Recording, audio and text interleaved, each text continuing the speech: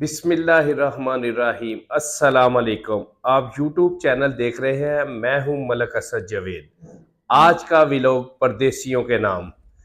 दोस्तों, परदेसी परदेसी जो है वो किन हालात में अपनी ज़िंदगी गुजारते हैं वो मैं आपको बताऊंगा आज।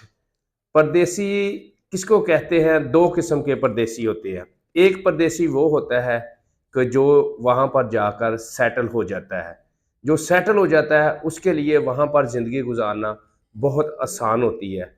और जो सेटल नहीं होता, जो किसी कंपनी के थ्रू गया होता है या आज़ाद वीज़े पे गया होता है, जाकर उसने स्ट्रगल करनी होती है, उसकी ज़िंदगी कैसे गुजरती है। और फिर मैं पाकिस्तान वाले उसके घर वालों की ज़िंदगी वो भी आपको बताऊंगा कि वो कैसे गुजरती है।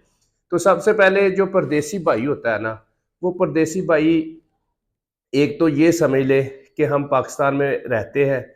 पाकिस्तान में हमें कपड़े इस्त्री मिलते हैं, जूते पॉलिश मिलते हैं, सुबह उठते हैं, नहाते हैं, नाश्ता मिलता है, नाश्ता करते हैं, करने के बाद हम चले जाते हैं अपनी ड्यूटी पे।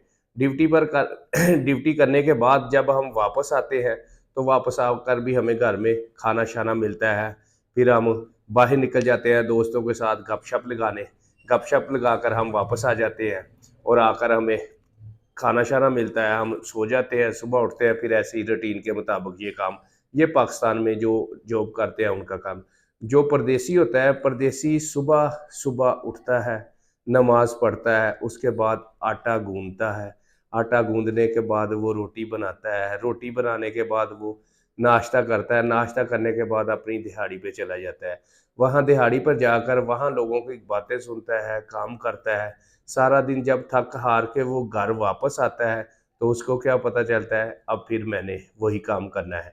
सब्ज़ी बनानी है, हांडी बनानी है, हांडी बनाने के बाद उसने रोटी बनानी है। रोटी बनाने के बाद अगर उसने रोटी खा ली है और उसने देखना क्या है कि उसके कोई कपड़े धोने वाले हैं, तो वो अपने कपड़े को धोने शुरू कर देता है। वो कपड़े धोने के बाद जब वो फ्री होता है, उसका सोने का टाइम होता है, तो यहाँ से फ़ोन चले जाते हैं। जो पाकिस्तान से करते हैं या किसी और कंट्री से लोग हैं, जिनके भी परदेसी भाई गए हुए हैं, उनको वो फ़ोन करते हैं। वो 10 मिनट उनसे पूछते हैं, हाँ जी, क्या किया, क्या नहीं किया, क्या। यहाँ पर जो पाकिस्तान में बैठे हुए हैं या किसी और कंट्री में बैठे हुए हैं जिनके भाई बाहर गए हुए हैं, उनको मौजें लगी हुई है। वो तो हर माह उनको तनख्वाहें भेजते हैं, हर माह उनको पैसे भेजते हैं, वो अपनी जेब काट-काट कर पीछे भेजते हैं, पीछे भेजते रहते हैं। तो वो परदेशियों की ज़िंदगी इतनी यानी कि कठिन ज़िंदगी है कि उन्होंने ओवरटाइम भी लगाना होता है। और यहाँ पर पाकिस्तान में 1 दिन काम पे जाते हैं और 5 दिन छुट्टी कर लेते हैं। क्या हुआ जी, छुट्टी कर ली, दोस्त आ गया उसके साथ चले गए, वो आ गया उसके साथ चले चले गए। लेकिन उसको पता क्या होता है कि मेरा भाई गया हुआ है, बस उसने पैसे भेज देने हैं महीने बाद, हमारा खर्चा पूरा है, हमें क्या काम करने की ज़रूरत है। लेकिन आप ये सोचें कि जो परदेसी गया हुआ है, जो वहाँ पे काम करने गया है, वो अपनी बीवी से दूर, अपने बच्चों से दूर, अपने माँ-बाप से दूर, वहाँ पे जाकर वो काम कर रहा है। वो किस लिए काम कर रहा है कि मैं पैसे कमाऊँ और पैसे कमाकर इनकी लाइफ बना दूँ। वो अपनी लाइफ के लिए नहीं सोच रहा। अपनी लाइफ के लिए अगर सोचता होता, तो वो पैसे वहीं पे रखता, वहीं पे कमाता, वहीं पे रखता। तो वो पैसे सारे घर भेज देता है, ठीक है ना? ये उस परदेसी की बात कर रहा हूँ, जो वहाँ पर जाकर नौकरी करते हैं, जो वहाँ पर सेटल है, जो जो वहाँ पर जिसको हम ओवरसी बोलते हैं, वो तो सेटल है, वो तो वहाँ के रहायशी भी हो जाते हैं, वो तो पैसे भी भेजते हैं, वहाँ पाकिस्तान भी भेजते हैं, दूसरी कंट्री से अगर उनका कोई भाई गया उधर भी भेजते हैं। और जो यानी कि नहीं सेटल हुए होते, जिन्होंने सारे काम खुद करने होते हैं ना, ये उनके लिए मैं कह रहा हूँ कि उनकी ज़िंदगी बहुत कठिन होती है। तो फिर क्या होता है, उनसे बस यही फरमाइशें होती है हर बंदे की कि आपने मेरे लिए ये लेकर आना है, आपने मेरे लिए ये लेकर आना है। वो सोचता ये है कि यार इस मंथ की तनख्वाह तो सारी शॉपिंग ही करनी पड़ेगी मुझे, किस-किस के लिए क्या-क्या लेना जाना है। लेकिन हर बंदे को ये नहीं पता होता है कि वो कितनी मुश्किल से वहाँ पर ज़िंदगी गुज़ार रहा है। कपड़े उसने खुद इस्त्री करने होते हैं, कपड़े खुद धोने होते हैं, खाना उसने खुद बनाना होता है, रोटी उसने खुद बनानी होती है। तो ये सारा काम करने के बावजूद फिर काम पे जाता है, काम करके फिर जब वापस आता है, फिर वही काम उसको करना पड़ता है। तो हमें तो यहाँ सारी सहूलतें मिलती हैं, ठीक है ना? तो उन परदेसियों भाइयों के लिए ना ये सहूलतें नहीं है।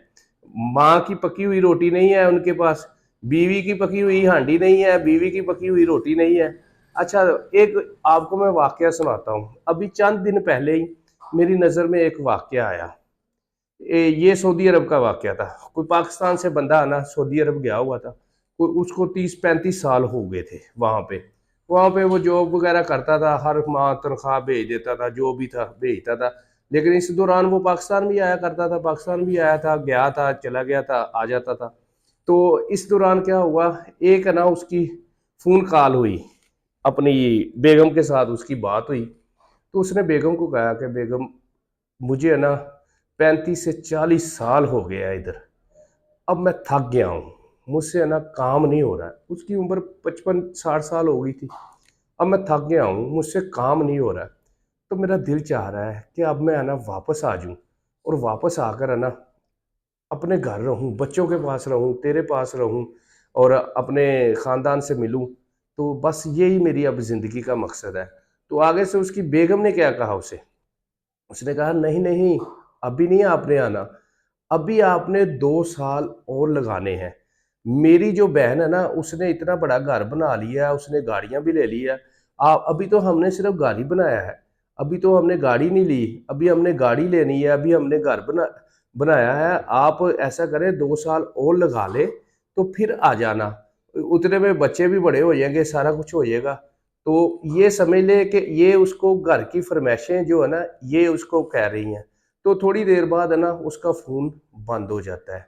तो वो उसको फ़ोन करती है, दोबारा करती है, उसका फ़ोन नहीं मिलता, वो फ़ोन बंद हो जाता है।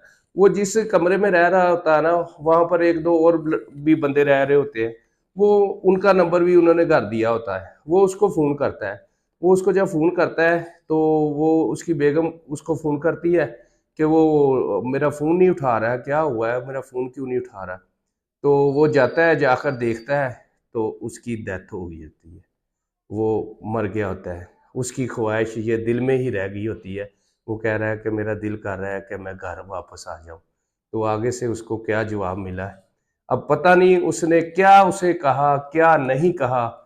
तो समझ ले कि ये वो पाकिस्तान की ख्वाहिशें, अपने बच्चों की, अपनी बीवी की, अपने रिश्तेदारों की, अपने अजीज़ों की, अपने भाइयों की ख्वाहिशें पूरी करते-करते सारी ज़िंदगी उसने उधर गुज़ार दी।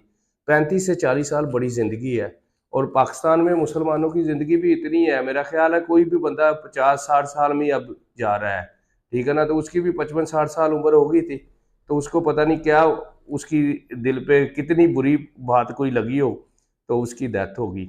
तो ये है परदेशियों के हाल, जो हमें सोचने चाहिए कि अगर हम लोग पाकिस्तान में रहकर खुश है ना, तो अपने भाइयों को भी कहें कि अगर तो वो वेल सेटल है, तो फिर तो ठीक है। फिर भी वेल सेटल भी है तो ज़िंदगी क्या है यार, छोटी-सी तो ज़िंदगी है, ये ऐसे ही गुज़र जानी है।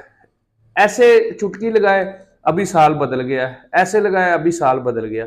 तो मैं तो यही मशवरा दूंगा परदेसी भाइयों को भी कि अपने घर अपने बच्चों के साथ अपने वालदैन के साथ रहे, थोड़ी कमा लें, थोड़ी खा लें, ये सबसे बेहतर है। तो बाकी ये है कि जो वेल सेटल हो जाता है बाहर, उसकी समझ लेके वो बेहतर हो जाता है। जो वेल सेटल नहीं होता वो बहुत ज़लील होता है। तो ये चीज़ें मैंने नोट की है, तो मैंने कहा आज मैं इन परदेसी भाइयों की ज़िंदगी पर बता दूँ। कुछ और भी चीज़ें मेरे पास हैं, लेकिन मैंने कहा कि बस इतनी ही चीज़ें हैं जो फिर किसी और व्लॉग में परदेसियों के नाम एक और व्लॉग करूँगा। तो अगर आपको ये मेरा व्लॉग पसंद आया हो, तो मुझे परदेसी भाई भी सुन रहे हो, अगर मैं उनके लिए कुछ नहीं कर सकता तो उनके हक़ में मैं दुआ तो ज़रूर करूँगा। अगर उनको पसंद आया होगा तो कमेंट्स बॉक्स में मुझे लाजमी बताना। और जो लोग जिनके भाई गए हुए हैं बाहर, अगर उन्होंने भी सुना हो, अगर उनको भी समझ आ जाए तो वो भी देख ले कि मैंने क्या कहा है, उनकी ज़िंदगी कैसे गुजर रही है, कैसे नहीं गुजर रही। तो बस यही आज का दोस्तों मेरा व्लॉग था। अगर आपको पसंद आए तो मुझे कमेंट्स बॉक्स में लाजमी बता देना। तो अब इजाज़त दें, सदा खुश रहो, सलामत रहो, हੱਸਦੇ ਤੇ ਵਸਦੇ रहो। ਮੈਨੂੰ इजाज़त ਦਿਓ, ਕੱਲ इंशाअल्लाह नवे व्लॉग ਦੇ ਨਾਲ मिलांगे फिर। अल्लाह हाफिज़।